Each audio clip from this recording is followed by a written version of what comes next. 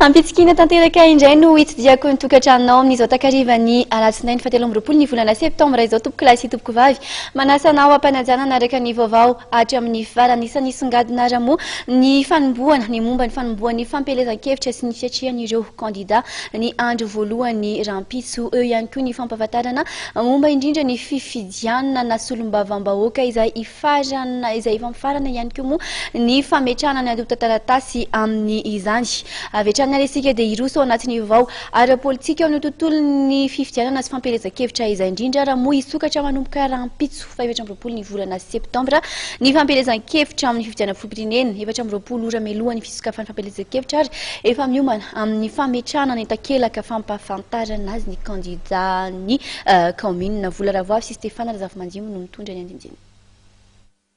Samy anana toerana 2 metatra sy 20 amin'ny 2 metatra sy 20 ny kandida tsirairay amin'ny toerana manokana isin'ny afisin'ny kandida.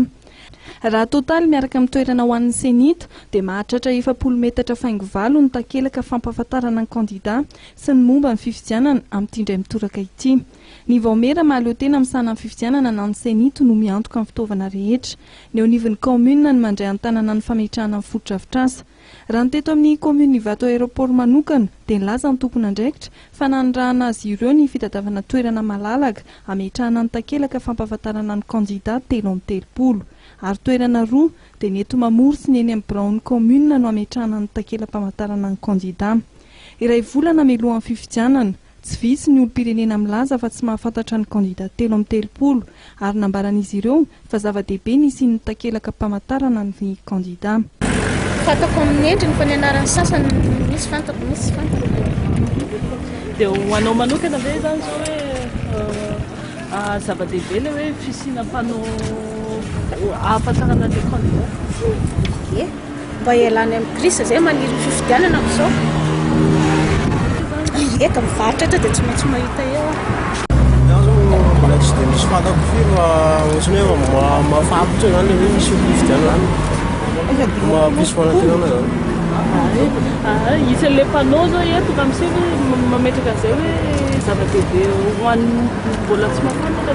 Zava-dehibe ho an'ny mponina zany zao mampisy an'ireto mpanao reto satria efa mahita hoe ireo daholo olona fidiana sy Ianao zao mbola tsy manana heritreritra mihitsy tsy novidiko na izy amin'izao? Tsy eto aloha mbola tsy mbola tsy tena fantatra daholo ilay olona ilatsaka. Ankoatra ny eto Andrenivohitra, efa miomana amin'ny fiatrehana amin'ny fampelezan-kevitra ary efa niasa amin'ny fanomanana ny toerana isin'ny afisy fampahafantarana ny kandida. Ity zany mihitsy mampanao an'ity. Maro ny asa tsy maintsy atao izay mahavita anazy. Dia nareo zany karama mitokana sa hoe ahoana? Karama mitokana ka.